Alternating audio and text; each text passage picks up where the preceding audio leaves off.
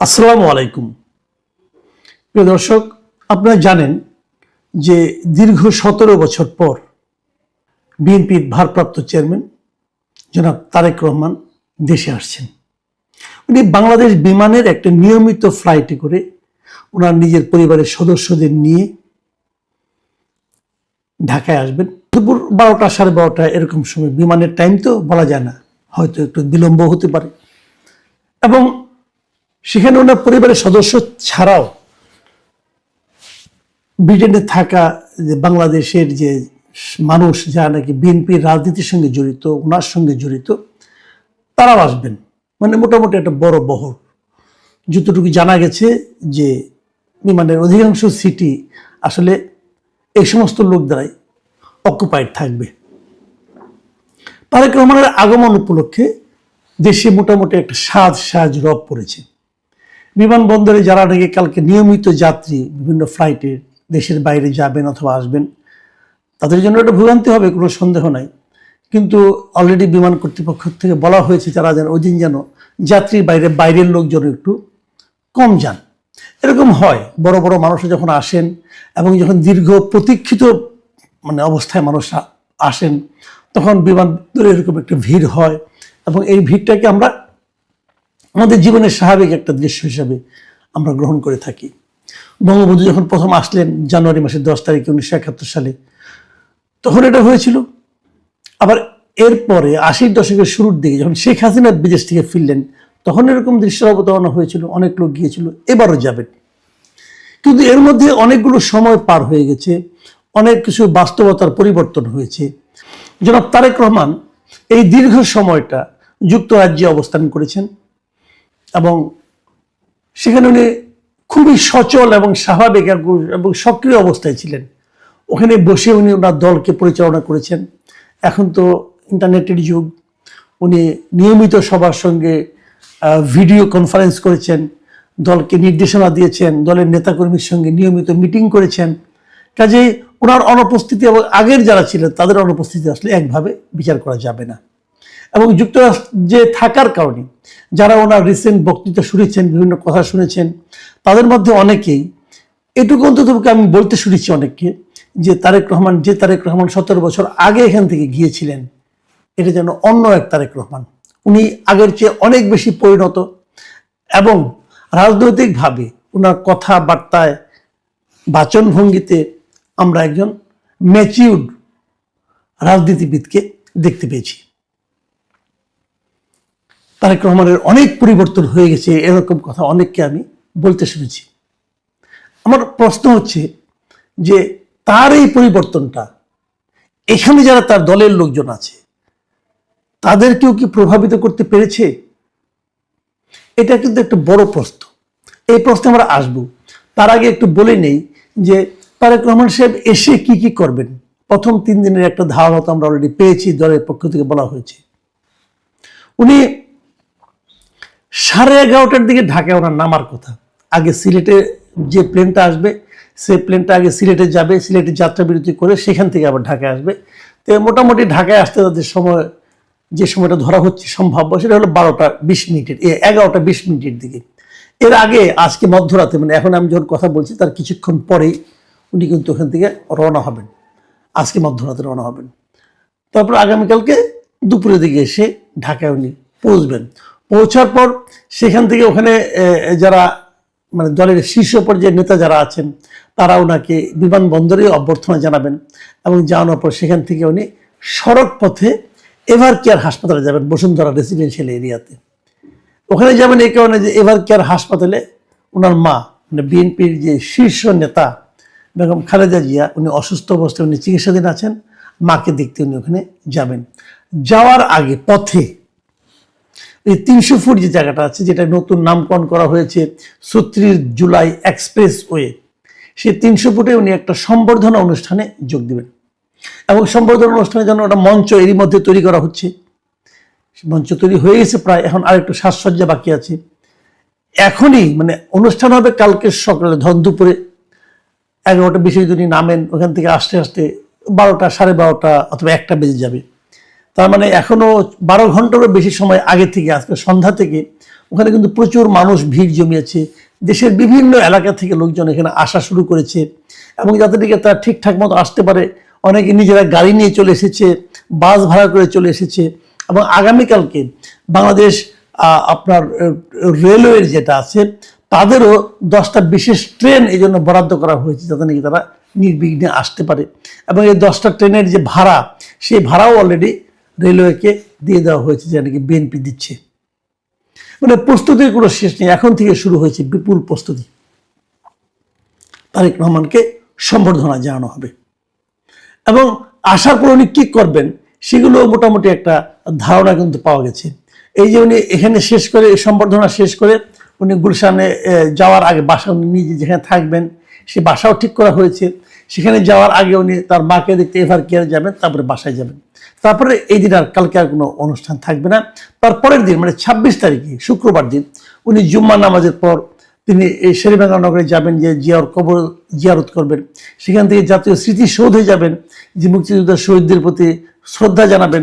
এরপর 27, ওই দিন আর কোনো পরিকল্পনা নেই। 27 তারিখে মানে শনিবারও ওনার 2টা কর্মসূচি আছে। যেমন একটা হলো উনি ওনার যে জাতীয় পরিচয়পত্র, যেটা নাকি আগে সরকার সাসপেন্ড করেছিল, বাতিল করেছিল, সেই জাতীয় পরিচয়পত্রের কাজ করবেন। এই জন্য তিনি সশরীরে রাজধানীর আগারগাঁওয়ে যে নির্বাচন কমিশন অফিস আছে সেখানে যাবেন। সম্ভবত সেখানে যাবেন, এটা এখনো কনফার্ম করা হয়নি, কিন্তু যাবেন। এবং ওই দিনই ভোটারের সমস্ত কাজ শেষ করে উনি পরে শহীদ ওসমান হাদির কবর জিয়ারত ঢাকা বিশ্ববিদ্যালয় এলাকায় যাবেন। এবং সেখান থেকে ওসমান হাদির কবর জিয়ারতের পর সেখান থেকে শ্যামলীতে পঙ্গু হাসপাতালে যে চিকিৎসাধীন জুলাই গণঅভ্যুত্থানের আহত ব্যক্তি আছেন তাদের দেখতে যাবেন। তারপর হয়তো উনি আরও একটা অনুষ্ঠান, আরেকটা প্রোগ্রামে অংশ নেবেন, সেটা এখন ডিটেল জানানো হয়নি। এই হলো মোটামুটি আগামী 3 দিনের প্রোগ্রাম। যে প্রশ্নটা আমি শুরুতে করেছিলাম সেটা হলো, এই যে উনি আসছেন এতদিন পরে, আমরা কিন্তু অনেকে ভেবেছিলাম, যেমন আমি নিজেও ভেবেছিলাম যে উনি আরো আগে আসবেন। আমার এমনও ধারণা ছিল যে উনি মানে যেহেতু ওনার নামে যখনই সমস্ত মামলা শেষ হয়ে গেল তখন উনি দেশে আসবেন। কেন আসেননি এটা আমি জানি না, উনি বলতে পারবেন। কিন্তু আমার একটা দাবিই ছিল যে কত তাড়াতাড়ি উনি আসতে পারেন। তারপরেও তফসিল ঘোষণার পর উনি চলে আসছেন। এখনো নির্বাচনে আর 2 মাস 3 মাস 2 মাসের মতো বাকি আছে। এই সময়ে আসাটাও আমার কাছে মনে হয়েছে খুবই ইঙ্গিতপূর্ণ এবং ইতিবাচক। আমি কয়েকদিন আগে বলেছিলাম যে ওই যে উনি দেরি করে আসছেন, এটা নিয়ে আমার অনেক আপত্তি থাকলো, ব্যক্তিগতভাবে আমার চাহিদা আরো আগে থাকলো। এখন আমার কাছে কেন যেন মনে হচ্ছে ওনার এই আসার পেছনে একটা স্ট্র্যাটেজি, পলিটিক্যাল স্ট্র্যাটেজি কাজ করেছে আমার ধারণা।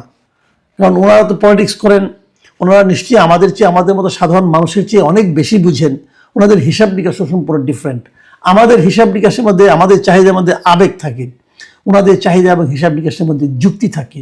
হয়তো সেই লজিক যে ওনারা ভেবেছেন যে উনি এমন এক সময় আসবেন, আমার ধারণা কথা আপনাদের সঙ্গে শেয়ার করি, যে আমার ধারণা উনি ভেবেছেন যে উনি এমন এক সময় আসবেন যখন আসার পর ওনাকে ঘিরে যে জোয়ারটা তৈরি হবে, মানুষের মধ্যে যে উৎসাহ উদ্দীপনা তৈরি হবে, এই উৎসাহ উদ্দীপনাকে উনি নির্বাচন পর্যন্ত টেনে নিয়ে যাবেন।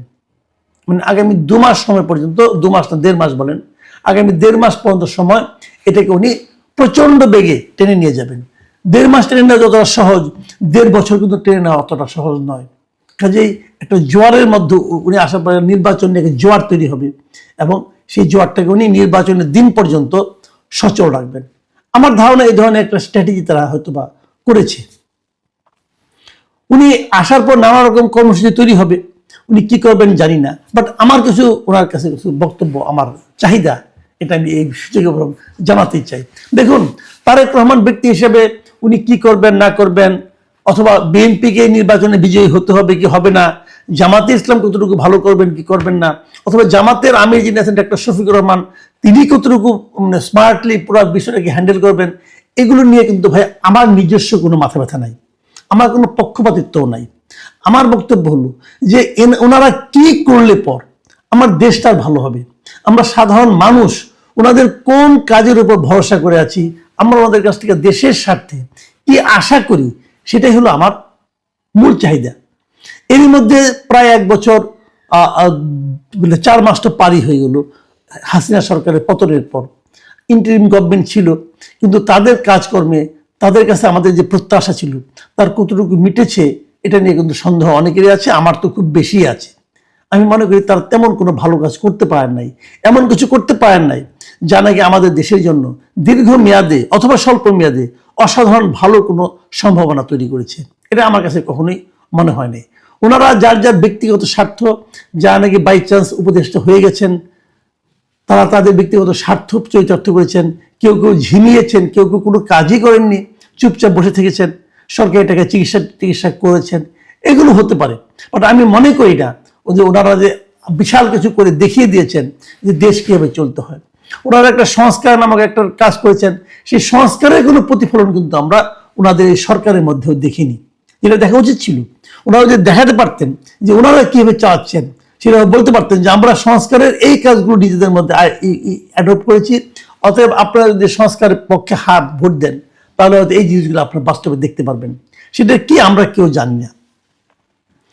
এখন তারেক রহমান আসার পর আমি যেটা চাই, আমার যেটা চাহিদা, সেটা হলো গিয়ে উনি কি দলকে নিয়ন্ত্রণ করতে পারবেন? আমি মনে করি বিএনপি দল গত এই 1 বছর 4 মাসে ওনারা যা যা করেছেন, এখন এই দলটাকে শক্তভাবে নিয়ন্ত্রণ করার দরকার আছে। আমি যেরকম একটু আগে বললাম যে অন্তর্বর্তী সরকার এমন কিছু দেখাতে পারেনি যার উপর নির্ভর করে এই সরকারের উপর মানুষের আশা ভরসা প্রত্যাশা অনেক বেড়ে যায়। মানুষের নির্বাচন নিয়ে আশঙ্কা আছে। ডক্টর ইউনূস যদিও জোর গলায় বলেছেন উনি একটা অসাধারণ নির্বাচন উপহার দেবেন, সেটা কিন্তু মানুষের ভরসা করে বলে আমার কাছে মনে হয় না। আমি তো করি না, একদমই করি না। উনি কতটুকু পারবেন আল্লাহ জানেন, উনি জানেন। ঠিক একই রকম এই 1 বছর 4 মাসে বিএনপির রাজনীতিতেও কিন্তু এমন কিছু ঘটে নাই যেটাকে কেন্দ্র করে মানুষ বিএনপির উপর আশাবাদী হয়ে উঠবে। বিএনপি বিভিন্ন প্রত্যন্ত অঞ্চলে বিএনপি মানুষের জন্য এমন কিছু করে দেখাতে পারেনি যার উপর নির্ভর করে মানুষ বিএনপির প্রতি আশায় বুক বাঁধবে।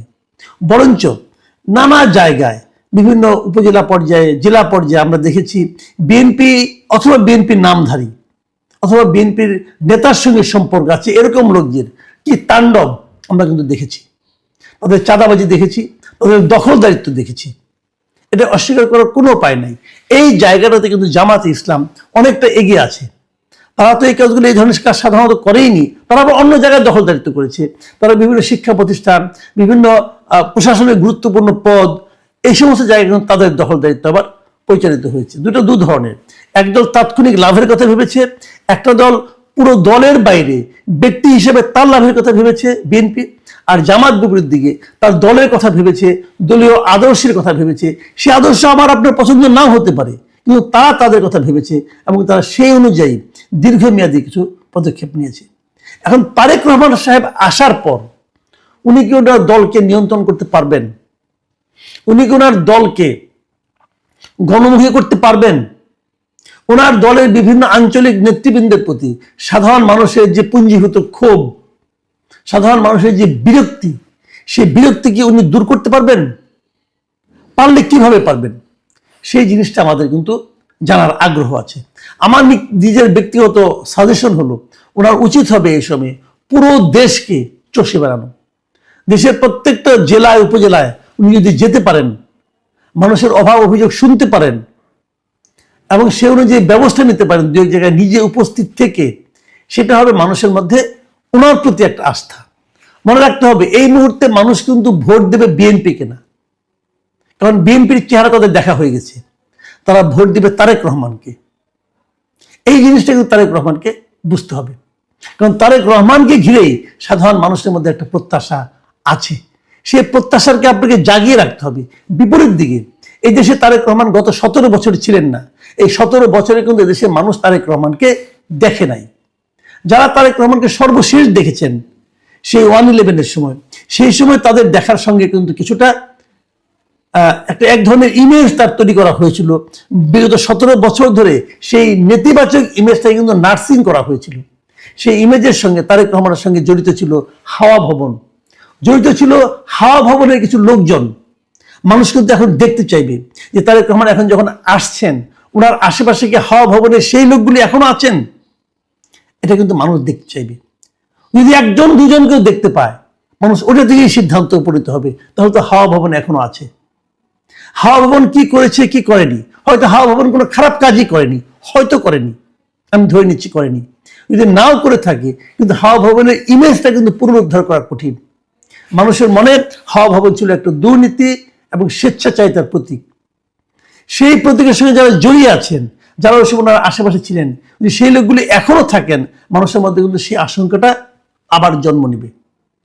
আমি জানি এখানে অনেক হয়তো লোক আছে জানে এই সমস্ত কোনো রকম অপকর্মের সঙ্গে জড়িত ছিল না, হয়তো তারেক রহমান সাহেব তাদের উপর আস্থা রাখেন, বিশ্বাস করেন।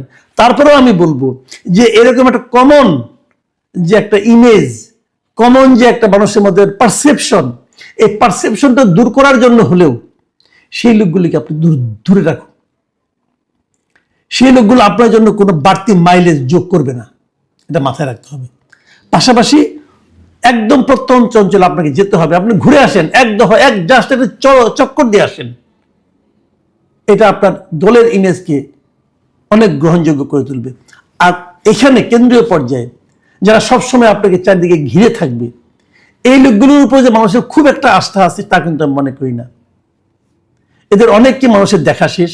গত 17 বছর তারা দেখেছে যে দলের জন্য এরা কে কতটুকু নিবেদিত প্রাণ।